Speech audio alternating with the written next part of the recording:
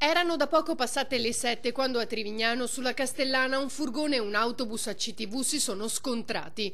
Un impatto violentissimo che non ha lasciato scampo al conducente del veicolo, un moldavo di 43 anni residente a Mogliano, che stava effettuando consegne per un panificio del paese dove lavorava da circa 6 anni.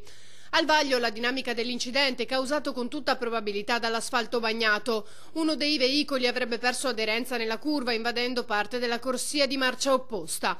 A bordo del bus, in quel momento fuori servizio, solamente il conducente, rimasto illeso. La strada, per permettere soccorsi e rilievi, è stata chiusa al transito in orario di punta, causando pesanti disagi alla viabilità, con lunghe code che si sono riversate anche su altre arterie stradali. Sul posto una squadra dei vigili del fuoco di Mestre e un autogru. I sanitari del 118 non hanno potuto fare altro che constatare il decesso del 43enne. La notizia è subito arrivata a Mogliano Veneto, dove la vittima abitava da tempo. Era in Italia da 15 anni e a breve avrebbe ottenuto la cittadinanza.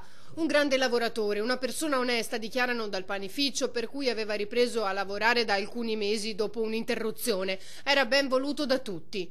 L'uomo lascia la moglie e i 2 figli, un ragazzo di 18 anni e una di 15.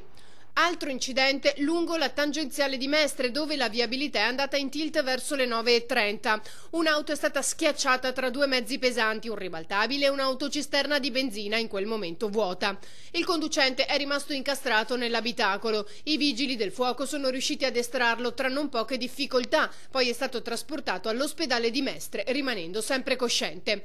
Ma non finisce qui. Un altro schianto si è verificato negli stessi minuti in prossimità del casello di Preganziol, sul passante di Mestre in direzione Trieste. Coinvolti un'auto e un mezzo pesante, senza feriti. Poco prima invece ad andare in difficoltà è stata la circolazione verso Padova all'altezza dell'autogrill di Arino per un tamponamento a catena tra 4 auto che ha provocato 8 chilometri di coda. Incidente anche in viale San Marco a Mestre, dove un motociclista è caduto a terra bloccando il tram.